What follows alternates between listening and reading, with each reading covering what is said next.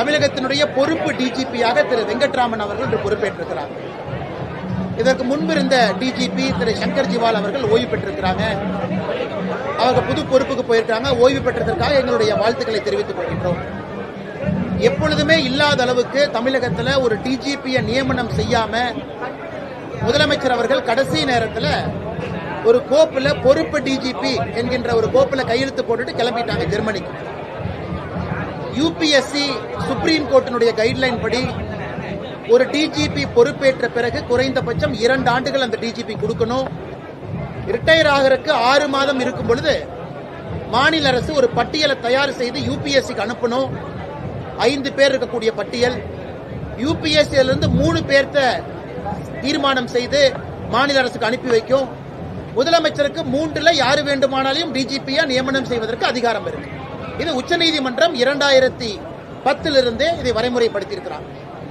ஆனா சங்கர் ஜிவால் அவர்கள் இன்னைக்கு ரிட்டையர் ஆகிறாங்கன்னு தெரிஞ்சு 6 மாதத்திற்கு முன்பிருந்து எந்த கோப்பையும் தயார் செய்யாம 6 சீனியரை பைபாஸ் பண்ணி 6 மூத்த காவல்துறை அதிகாரிகளை பைபாஸ் பண்ணி சீனியாரிட்டி ஆர்டர்ல 7ஆவதாக இருக்கக்கூடிய திரு வெங்கட்ராமன் அவரை பொறுப்பு டிஜிபியாக இந்த பணியில் அமர்த்த வேண்டிய கட்டாயம் என்ன, அவசியம் என்ன? இதனால 6 ஐபிஎஸ் அதிகாரிகளுக்கு சீனியாரிட்டியில பிரச்சனை வருது.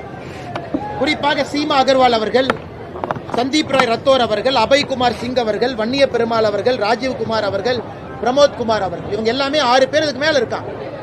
அதனால இன்னைக்கு தமிழகத்தினுடைய பொறுப்பு டிஜிபி காலையில அந்த பொறுப்பேற்கக்கூடிய விழாவில் 8 டிஜிபி பங்கேற்கல. 8 டிஜிபி பங்கேற்கல. அவருக்கு மேல சீனியாரிட்டியில் இருக்கிற 6 பேரும், அவருக்கு கீழே இருக்கிற 2 பேர் 8 டிஜிபி புறக்கணித்திருக்கின்றார்கள். எப்படி காவல்துறையில சட்டம் ஒழுங்கை நம்ம காப்பாற்ற முடியும்? காவல்துறைக்குள்ளேயே சண்டை ஏற்படுத்தி, காவல்துறைக்குள்ளேயே பிரச்சனை ஏற்படுத்தி, காவல்துறைக்குள்ளேயே அதிகார போட்டியை முதலமைச்சர் கொண்டு வந்ததன் காரணமாக காவல்துறை நண்பர்கள் பலம் இழந்து நிற்கிறாங்க. சமீபத்தில் வந்த ஆய்வறிக்கை உங்களுக்கு தெரியும். இந்தியாவில் 31 மாநகரத்தில் ஆய்வு பண்ணாங்க மத்திய அரசு அமைப்பு. அதுல சென்னை 21வது நகரமாக இருந்திருக்கிறது.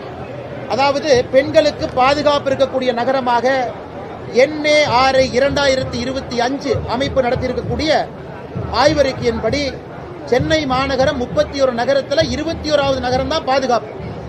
6 பெண்கள் 6% 100க்கு அவங்க மட்டும்தான் மிக பாதுகாப்பாக இருக்கின்றோம். 46 பேர் பாதுகாப்பா இருக்கிறோம்.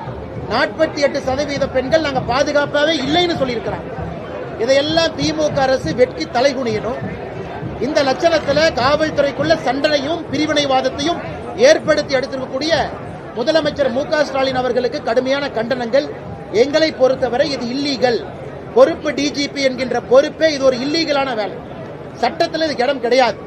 அதனால் உடனடியாக இதை மாற்றி போர்க்கால அடிப்படையில் யூபிஎஸ்சிக்கு 5 பேர் லிஸ்ட் அனுப்பி யூபிஎஸ்சி கொடுக்கிற 3 பேர்த்துல ஒருவரை தமிழகத்தினுடைய டிஜிபியாக அறிவிக்கணும். இல்லை என்றால் இந்த அரசு போலீஸ்லயும் அரசியலை கலந்துவிட்டு நஞ்சை பாய்ச்சி பொதுமக்களுடைய பாதுகாப்புக்கே பிரச்சனை ஏற்படுத்தி கொண்டிருக்கின்றார்.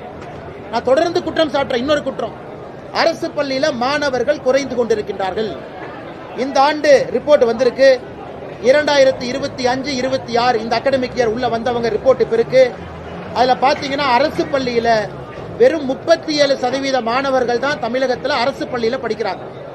62.1% மாணவர்கள் தனியார் பள்ளியில படிக்கிறாங்க. இதற்கு முன்பு 2023-24 ஆய்வறிக்கை எடுத்தீங்கன்னா 42% குழந்தைகள் அரசு பள்ளியில படிச்சாங்க. 42.2% குழந்தைகள் அரசு பள்ளியில படிச்சாங்க. இன்னைக்கு 37.9% குழந்தைகள் தான் அரசு பள்ளியில படிக்கிறாங்க. திமுக அரசு வந்த பிறகு கடந்த 3 ஆண்டுகள்ல மட்டுமே 5% குழந்தைகள் அரசு பள்ளியில குறைந்து தனியார் பள்ளியில அதிகமாக இருக்கிறாங்க. இதான் அவங்க அரசு பள்ளி நடத்தக்கூடிய லட்சணம். அதற்கு ஒரு கல்வித்துறை அமைச்சர் அன்பில் மகேஷ் பொய்யாமொழி இருக்கிறாங்க. இவ்வளவு பில்டப், இவ்வளவு பட்ஜெட். அரசு பள்ளியை உங்களால காப்பாற்ற முடியல, அரசு பள்ளியில தரத்தை கொடுக்க முடியவில்லை என்றால் எதற்காக சமக்கல்வி, சமூக நீதி கல்வின்னு எதற்காக வாய்களையே பேசுறீங்க? இதற்கும் அரசு பொறுப்பேற்று பதில் சொல்லணும். வேறு வேறு மாநிலங்கள்ல அரசு பள்ளி மாணவர்கள் அதிகரிக்கிறாங்க. உதாரணம் உத்தரப்பிரதேசம். ஆனா தமிழகத்தில் அரசு பள்ளி மாணவர்கள் குறைவதற்கான காரணம் என்ன?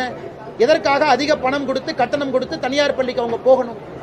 மூன்றாவது, சிவகங்கையில வைகை நதியில திருப்புவனத்தில் உங்களுடன் ஸ்டாலின் வந்த பெட்டிஷன்லாம் ஆத்துல போட்டதை பார்த்தோம்.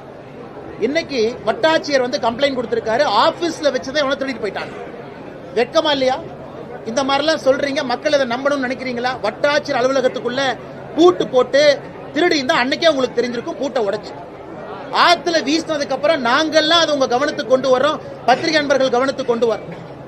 ஆத்துல போட்டு 3 நாள் கழிச்சு வட்டாட்சியர் போலீஸ் ஸ்டேஷன் போய் யாரோ வட்டாட்சியர் அலுவலகத்தில் வந்து அப்ளிகேஷனை திருடிட்டு போயிட்டான், ஆத்துல தூக்கி போட்டான்னு கம்ப்ளைண்ட் கொடுக்குறாங்க. தமிழ்நாடு முழுவதுமே இந்த உங்களுடன் ஸ்டாலின் என்பதே ஒரு ஃப்ராடு திட்டம். இதுல யாருக்கும் எந்த பிரயோஜனமும் இல்ல. சும்மா அப்ளிகேஷனை வாங்குறது, குப்பை தொட்டியில போடுறது, ஆத்துல போடுறது, அல்லது தீ வச்சு கொளுத்திடுறது. அப்படி இருக்கும் பொழுது எதற்காக இந்த பில்டப் டிராமா? அதனால் முதலமைச்சர் நேரடியா பதில் சொல்லணும். எங்களுக்கு வட்டாட்சியர் பதில், இந்த பதில் வேண்டாம். உங்களுடன் ஸ்டாலின் என்கின்ற நிகழ்வை நடத்திவிட்டு எதற்காக பொதுமக்களை ஏமாற்றிக் கொண்டிருக்கின்றீர்கள் என்பதும் எங்களுடைய கேள்வியா இருக்கு. இதை தாண்டி நண்பர்கள் கேள்விகள் அண்ணா, டிஜிபி இன்சார்ஜ் இல்லைன்னு நான் சொல்ல வரலீங்கண்ணா. டிஜிபி இன்சார்ஜ் எப்பவுமே எலெக்ஷனுக்கு முன்னாடி போடுவாங்க, ஒரு அரசு வெளியே போகும்போது போடுவாங்க, புதிதாக அரசு வந்ததுக்கு அப்புறம் அதை வரைமுறைப்படுத்துவாங்க. ஆனா எங்கேயுமே 6 பேர்த்த சூப்பர் சீட் பண்ணி பார்த்ததை நான் பார்த்தது இல்லைங்கண்ணா. அதுவும் 6 மாதத்திற்கு முன்பே சங்கர் ஜிவால் அவர்கள் ஓய்வு பெற போறாங்கன்னு தெரிந்த பிறகு 6 பேர்த்த சூப்பர் சீட் பண்ணி போட வேண்டிய கட்டாயம் என்ன? அதனுடைய வெளிப்பாடு இன்னைக்கு பொறுப்பு டிஜிபி, நல்லவரா கெட்டவரா நான் சொல்ல விரும்பலீங்கன்னா, பொறுப்பு டிஜிபி அவருடைய பதவியேற்பு விழால 8 மூத்த ஐபிஎஸ் அதிகாரிகள் பங்கேற்கல. அப்ப ஐபிஎஸ் அதிகாரிகளுக்குள்ளேயே கோஷ்டி பூசல் சண்டை வந்தா பொதுமக்களுடைய உயிருக்கு உத்தரவாதம் யாரு? அதனால் பொறுப்பு டிஜிபி நடைமுறை எதுக்கு? எலெக்ஷனுக்கு 8 மாசம் இருக்கு. இன்னைக்கு அவங்க 6 மாசம் முன்னாடி ஃபைல் அனுப்பிச்சிருக்கணும். இவங்களா முடிவு பண்ணிட்டாங்க, முதல் 3 டிஜிபிக்கள் திமுக எதிரானவங்க, ஏன்னா நம்ம ஆளுகளை அரெஸ்ட் பண்ணிருக்காங்க, இவங்க ஆகாது இவங்க ஆகாதுன்னு எல்லாத்தையும் கழிச்சு கடைசியா 7ஆவதா இருக்கிற தூக்கி போட்டிருக்காங்க. இதை வன்மையாக கண்டிக்கின்றோம். முதலமைச்சர் பதில் சொல்லணும். சரி, சங்கர் ஜிவால் அவங்க ரிட்டையர் ஆயிட்டாங்க. தமிழகத்துல தீயணைப்புத்துறைக்கு புதிதாக ஒரு பதவியை உருவாக்க வேண்டிய கட்டாயம் என்ன? எதுக்காக உருவாக்குறீங்க? எதுக்காக பதவி உருவாக்குறீங்க? ஏன் இன்னைக்கு இருக்கக்கூடிய தீயணைப்புத்துறையினுடைய டிஜிபி சரியில்லையா? எதற்காக புதியதாக ஒரு பதவியை உருவாக்குறீங்க? ரிட்டையர் ஆயிட்டாரு, முடிஞ்சது. கடைசி நாள் ஃபேர்வெல் பரேட் கொடுத்தாச்சு, எல்லா அதிகாரிகள் வந்து நன்றி சொல்லியாச்சு. அந்த ஒரு அதிகாரி என்ன ஸ்பெஷலா? அந்த ஒரு அதிகாரிக்காக ஒரு தனி துறையை உருவாக்கி, அந்த டிஜிபி ஃபயர் சர்வீஸ்க்கு மேல ஒரு துறையை உருவாக்கி, இது இந்தியாவில் எங்கேயுமே இல்லாத அநியாயம். இருக்கிற டிஜிபிக்கு ரிட்டையர் ஆன பிறகு ஒரு துறை, அந்த டிஜிபி பொறுப்புக்கு 6 பேருக்கு சூப்பர் சீட் பண்ணி பொறுப்பு. இதை எப்படி பொதுமக்கள் பார்ப்பாங்க? அரசியல் போலீஸ் துறையில கலப்பது திராவிட முன்னேற்ற கழகம் தான் நான் பார்ப்பாங்க. அதைத்தான் நாங்கள் கேள்வியாக எழுப்பின்றோம். முதலமைச்சர் பதில் சொல்லட்டும். டிஜிபி ஃபயர் போர்ஸ் அதற்கு மேல எதற்கு அந்த பொறுப்பு உருவாக்குனீங்க? காரணம் சொல்லுங்க, எதுக்கு உருவாக்குனாங்க?